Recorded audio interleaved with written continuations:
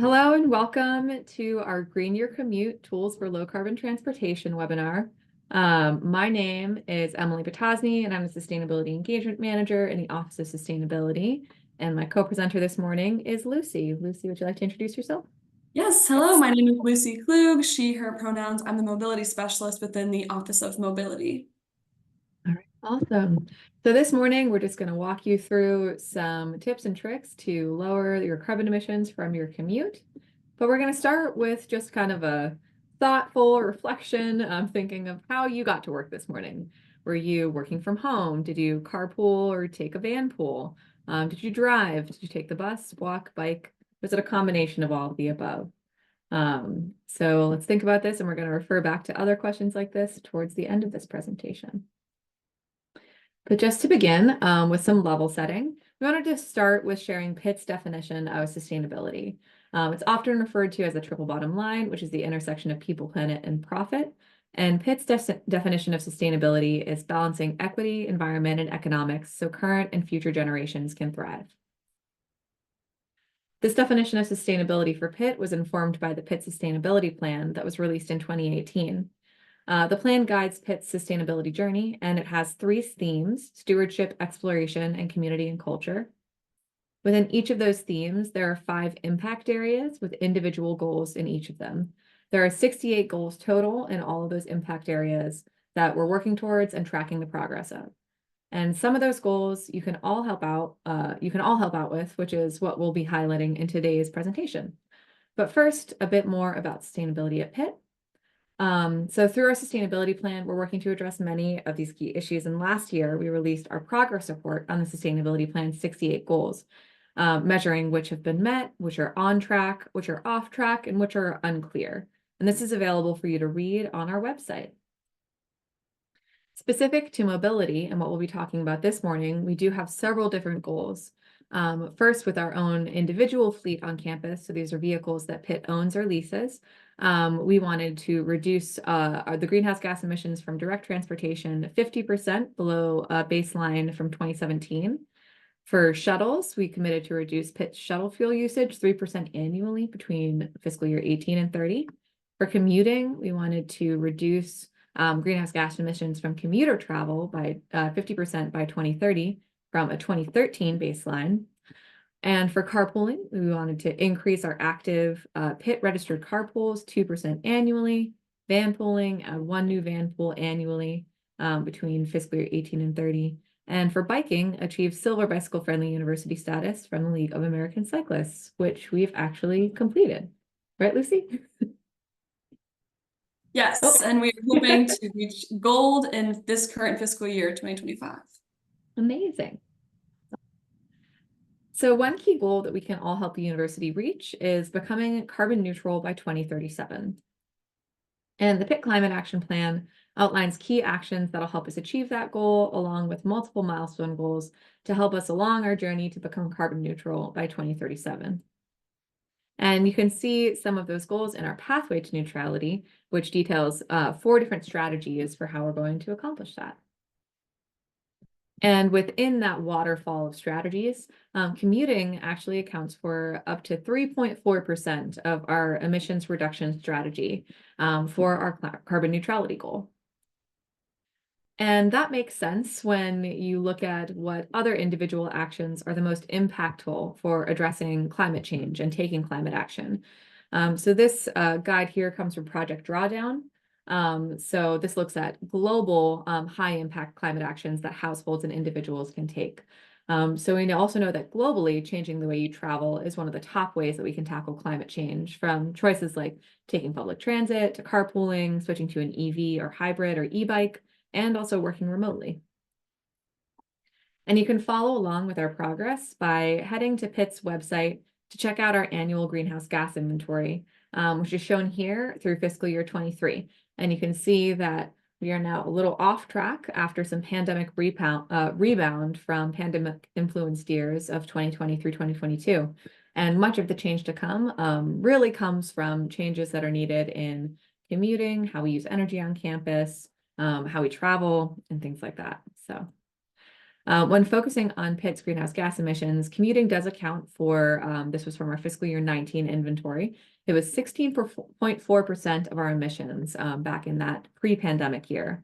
10.8% of that comes from employees commuting.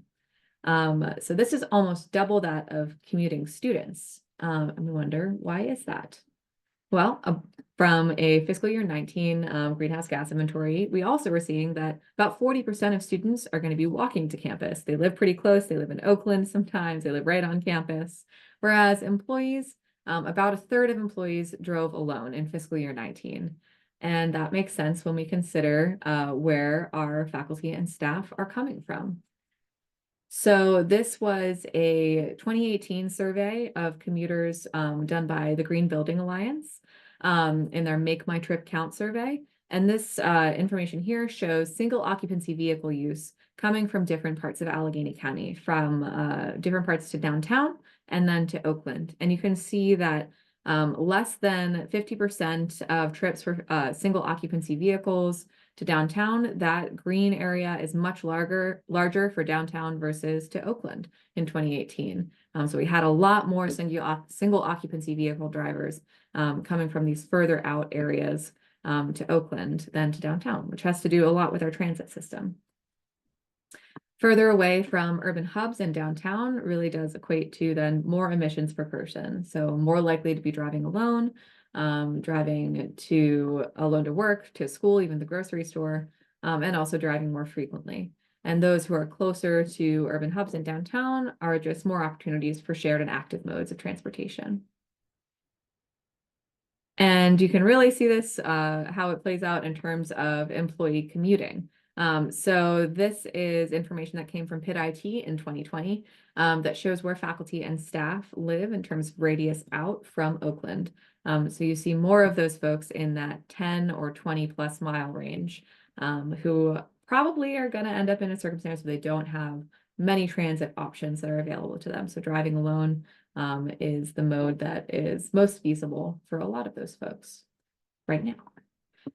But in fiscal year 22, we saw some major changes in the emissions associated with travel. So all of our travel related emissions, not just faculty, staff, and commuting, was lower. So this is reflecting a post-pandemic rebound.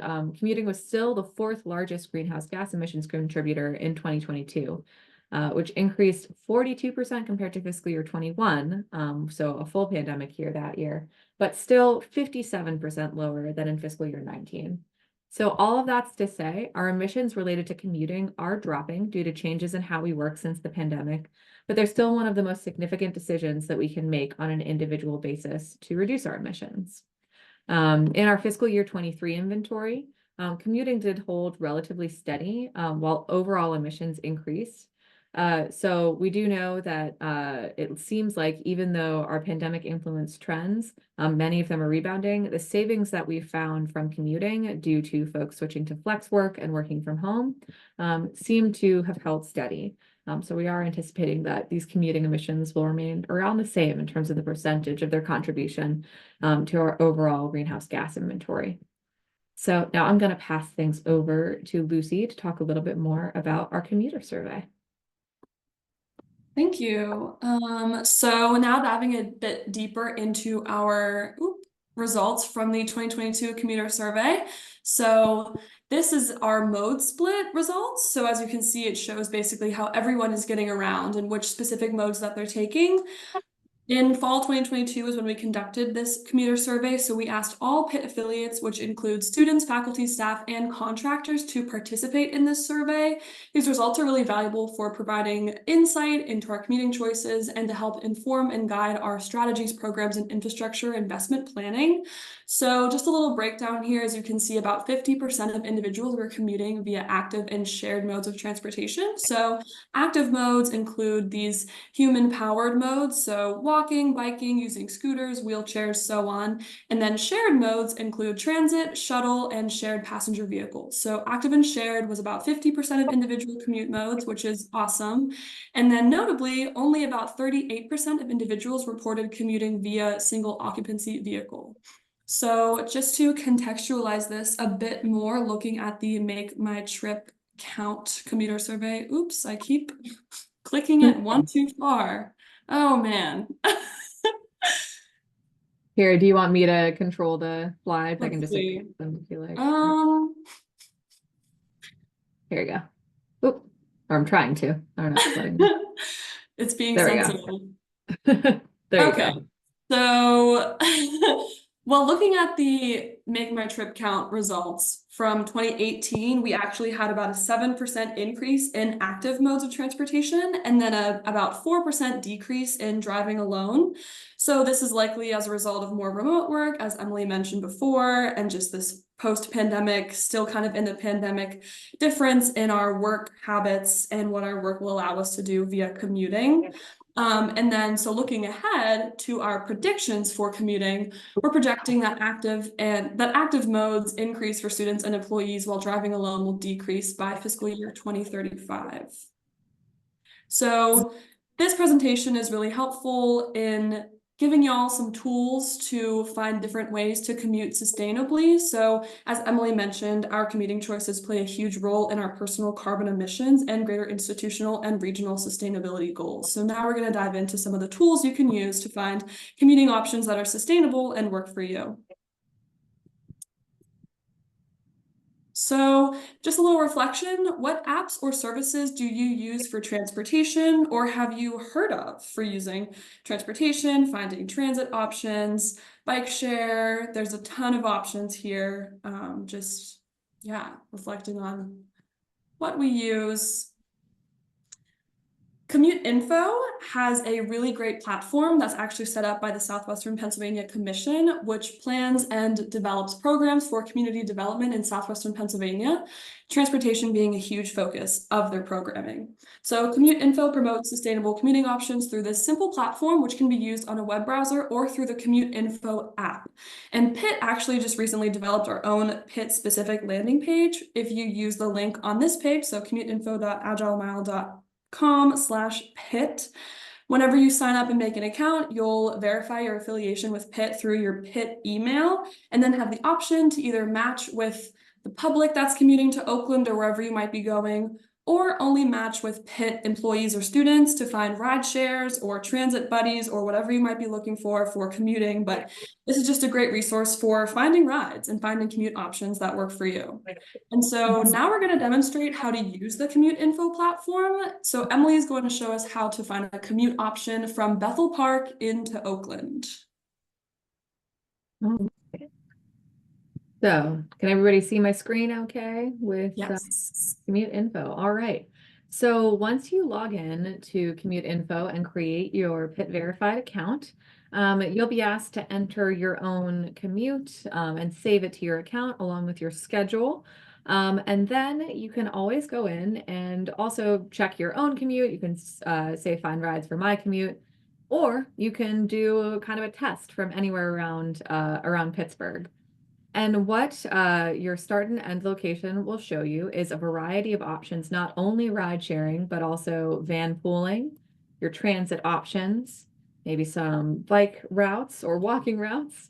I wouldn't necessarily advocate for walking from Bethel Park, but just as an example here, I've done a commute from Bethel Park to the Pittsburgh campus. And you can select for whether you'd like to search for people who are already driving to Oakland, or other people who are looking for a ride. So say you have a parking space on campus, you've registered your commute, and then you want to see, okay, who's looking for a ride around me? So if you're commuting from Bethel Park, there are 8 people who are, I've made this so it's the public as opposed to just University of Pittsburgh, but you can filter for that among your options for who you're going to see. You can click on the folks' commutes and get a general sense of where they're coming from and going to before reaching out to them to see if it's something that might be a match for you. And then you can contact these folks within the system. So you'll drop down, see their contact info, and can just message them and see if they would like to potentially share a ride with you. Alternately, if you are a current transit rider, you don't have a car, you don't have a parking space on campus, and you're looking for options for folks who are driving, you can check and filter just for that. and then look from among the folks who are currently driving maybe part of your commute or along the way to Oakland. So again, you can just filter things that way. So it's a really great tool that not only will show you the options that are available for commuting, give you some options for communicating with one another within the system. It'll also track your trips if you would like, and then give you rewards for the miles that you've traveled via transit, via rideshare, via biking, or anything like that. And then give you some incentives as well for discounts at local shops, online, things like that. So it's a pretty great system that has a lot of benefits that are all available to you right now. So Lucy, is there anything else that you want me to review with the desktop version of Commute Info? No, that sums up very well. Thank you for that demonstration. All right, now I'm going to shift back to our presentation. Perfect. Yeah, so as Emily and I have mentioned, commuting plays a huge role in our carbon emissions. And if you carpool or vanpool or choose more sustainable modes, that's better for sustainability. But there's also some financial and just personal incentives that could also help push you to doing these more sustainable commuting modes. So carpooling, for example, at the University of Pittsburgh is where you use your personal vehicle to share a ride to work with 1 to 4 additional people. So with carpooling, you actually have to already have a parking permit issued through the Office of Mobility, or you could join someone else who already has a parking permit. You register your carpool with the Office of Mobility at Pitt, and then you get some awesome benefits. So $5 discount per rider per month on the permit, which definitely adds up with the more people you have in your carpool. 2 complimentary temporary parking permits per semester for each participant, and these would be at Soldiers and Sailors Garage or the OC lot.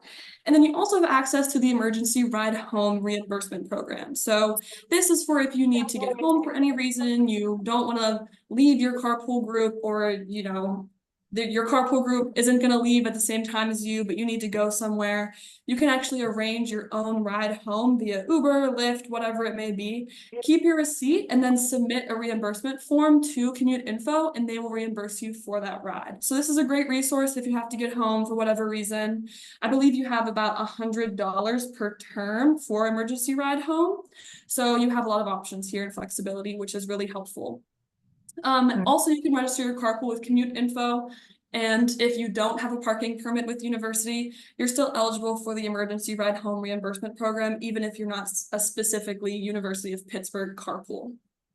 We also have van pools on campus. So van pools are unique because you actually used a leased vehicle and can share a ride to work with 5 to 15 people. So this is great because you're not impacting the use or any of your own vehicle issues. So you're commuting with enterprise leased vehicles. This can be SUVs, minivans, 15-passenger vans, and you don't have to have a parking permit on campus. So you receive free complimentary van pool parking permit spots behind Benedum Hall, so a very centralized location on campus, which is an amazing benefit.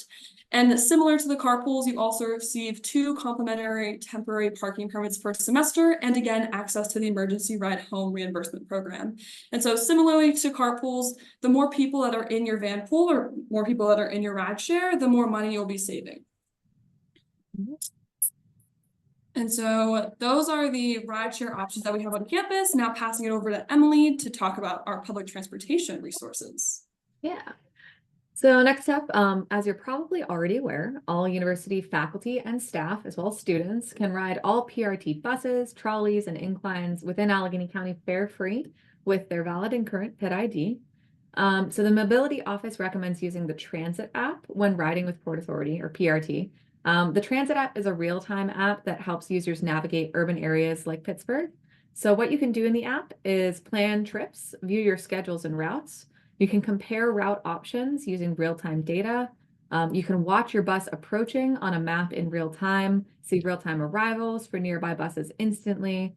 And within the app, you can also help out fellow commuters by launching the Go service for step-by-step navigation, which is great because you'll receive notifications to head to your bus stop, as well as when your bus stop is approaching to exit the bus. It gives you an announcement 2 stops before. It also helps other commuters to see real-time GPS notification of where that bus is. So if you've never used public transportation, we also recommend checking out PRT's website to determine which routes will best suit your needs. If you need further assistance, you can reach out to the mobility office and they can help figure out your best option for using public transportation. And we did also want to show you a quick little demonstration of how this app actually works. So how to tell if your bus is tracked or not, how to share info for other riders, and how to use the new system here. So I'm going to play this really quick.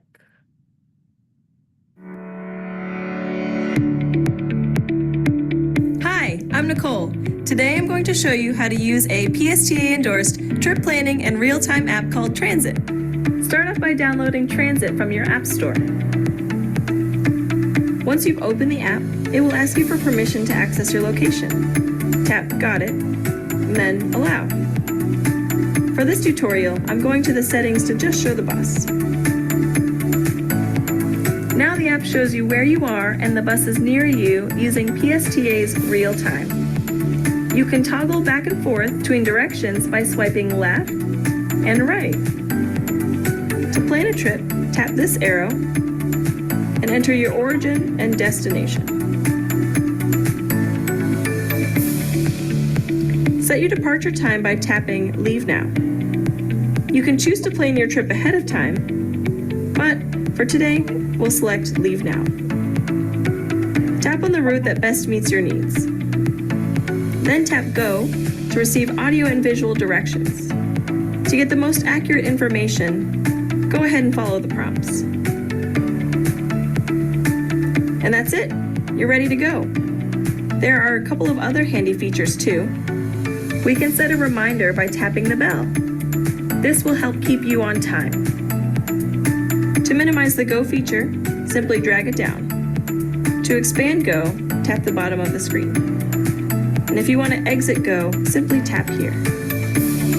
We hope you enjoy these trip planning features brought to you by PSTA and Transit. For more information, visit psta.net. All right, so that's just a little introduction for the Transit app if you've never used it. Oops, sorry about that. So a couple things that we wanted to mention as well about the Transit app is currently there are two different versions of Transit. There is a system called Royale, which gives you all the features of the Transit app, and the regular system lets you view the real-time tracking and route planning for a certain number of routes when you go to that homepage or when you're searching from a location or for a route. So if Royale is something that you would like to opt into, there is a fee for that, but you can also contact the company and say that it's something you'd like to opt into, and they should be able to help you with setting up that account. So I should also note as well, so you saw in that presentation, it is a multimodal transportation tool, and there now are turn-by-turn directions for biking as well. So this is now a good system for you to use if you are a bike commuter to campus too. Is there anything that I missed to cover in Transit, Lucy? No, yeah, that's awesome. Thanks for including the bike routes too. Great new addition. All right. Hand things back over to Lucy. All right, thank you. So we also have shuttle services here at the university. So brand new as of last spring semester, Pitt and CMU have a shared shuttle program. So you can actually ride the CMU shuttles using your Pitt ID. So you would just show the driver your Pitt ID when you're boarding the vehicle, and then you're all good to go. We promote the Transloc app, and the little icon for it is over there to the right, and that shows you what the home screen looks like. And within this app, kind of similar to the Transit app, you can actually track the shuttles in real time, see where they're headed, see what stop is closest to you, and just see the general route that they're going on. And uniquely, this app actually shows you both the Pitt and CMU shuttles. So it's really helpful with this shared shuttle program that you just have this resource to figure out which shuttle is best for you and how you can get on it. Some sustainability successes that we've had with our shuttles. So currently we have 24 Pitt shuttles that serve nearly 400,000 riders annually. And in 2020, we transitioned to have 19 of these shuttles be propane powered. So this began in July 2020 and has resulted in a 33% reduction in carbon emissions from shuttle operations. And so our next slide is going to be a little breakdown of how to use the Transloc app. And I want to mention on here that, as I said before, CMU and Pitt shuttles both show up on this, but so does the Disability Shuttle and Safe Rider shuttles, which are on-demand shuttles that you can actually request from wherever you're at, as long as you're within the boundaries of our university disability and Safe Rider shuttle operations. So the Disability Shuttle, it can be requested through Disability Services, and then Safe Rider is for late night shuttle services, so that's from 9 p.m. to 3 a.m. And yeah, we can do this video. Welcome aboard, and thanks for choosing to ride with Transloc. Here's a quick how-to guide to help you better navigate the fixed route options available within the application. Let's get started. First, let's be sure that you have the app downloaded on your mobile device. The application is free for download via the Apple and Google Play stores. It can be found by searching Transloc. Once installed, you can open the application and begin to visualize the service options nearby. Quick note, location services will need to be enabled in order for us to provide a clear picture of the stops and routes nearest you. You'll start with an active view of the bus routes in your area. Don't see a route?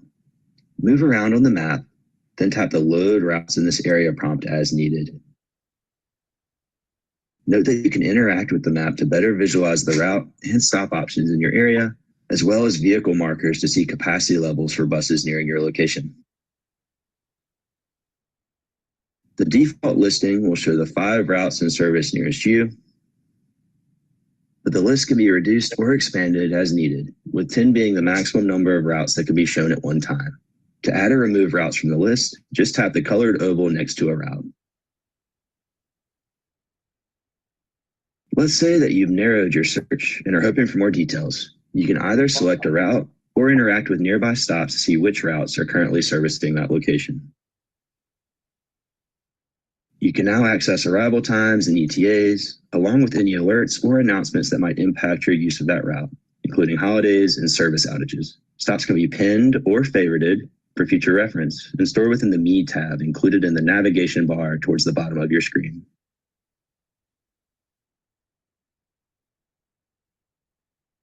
Finally, for a more generic list of routes, you can navigate to the Search tab within the navigational menu, which would allow you to search for routes by a specific name or number. Thank you again for choosing to ride with Transloc. If you have any questions or need a... All right, I want to move along. Perfect. Thank you for playing that. Now segueing a little bit to biking, another really great sustainable mode of transportation. So as Emily mentioned earlier, while going through our mobility specific sustainability goals, we are currently a silver bike friendly university, and we are hoping to get gold this current year. So keep an eye out for that update. Very exciting. We've also been offering bike education here at the university this fall. So we had several Confident City cycling classes and POGOH bikeshare demonstration classes for folks to get more acclimated with biking around campus and actually learn smart cycling curriculum taught by the League of American Cyclists. So within that, we also have the Pitt Bike Cave, which is a DIY student-run bike repair shop here at the university. You can go there with your bike to help get the mechanics to help you tune it up, or you can even purchase biking amenities such as like helmets, lights, locks, and also even bikes, because they will take donated bikes and then fix them up and sell them for very cheap prices. So this is a very accessible way to get into biking or get into bike maintenance if that's something that you want to become more interested in. We also offer free bike registration through the Bike Index. So this is a program where you can prove ownership of your bike or e-scooter or e-bike. So it basically just proves that this vehicle is yours in the case of theft or impoundment. And then bike parking at the university is plentiful. So we have over 400 racks and 1,400 bike parking spaces. This includes 6 bike rooms on campus and 48 bike lockers. So bike lockers have individual costs of $40 a semester. They're great for all-weather commuters or storage, and bike rooms are totally free. So the Shenley Garage, which is located right next to the Pitt shop on Forbes Avenue, is specifically for commuting employees. And if you look on our bike map, which is on the mobility website, you can see where all of our bike parking locations are. Oh, yes, perfect. Okay, so segueing into the bike map there, you can see that we have all of our bike racks included and our bike rooms, bike lockers, fix-it stations. And then soon we'll be adding some safe routes to get around campus and showers. So if you're commuting into the campus, then you'll have options to shower if that's what you'd like to do. And additionally, we have the POGO bike share benefit here at the university. So all students and employees can use POGO bikes free for 30-minute unlimited rides on both the standard pedal and electric assist bikes. So to register and activate your benefit, you can email ridepogo@pitt.edu. You should have received an email in August with your individual promo code, but if you didn't receive that, or if you started or joined the university after August, feel free to reach out to us. We'll help you get started with that. To rent a bike, you have to download the PBSC app, or you can request a POGO membership card to swipe out a bike when you're at a station. So renting, riding, and returning a bike is super easy, and you can do it at any station across the city. So this map here shows you where all of the stations are across the city. There are 60 stations and about 600 bikes. And sustainability win here, on top of it being a bike share, they also have some solar powered stations for the e-bikes, which is a really cool initiative. And POGO is actually expanding their bike stations currently. Oh, okay. Well, first we're going to do a demonstration. Sorry, I got ahead of myself there. No. But this is just a short video showing you how to get started and set up your individual POGO account. If you're new to POGO, it's super easy to get started. First, download the PBSC app and click the profile icon. Then click Sign Up. Enter your birthday and then select Annual Membership when choosing a plan. Review and agree to POGO's terms and conditions, then go to the next page. Fill out the membership info and be sure to use your Pitt email address. Then fill out the payment info and tap Next. The payment method is only required for in the event that your ride exceeds 30 minutes. Now, while reviewing your order, click Add Promo Code to add the unique promo code that was emailed to your Pitt email account.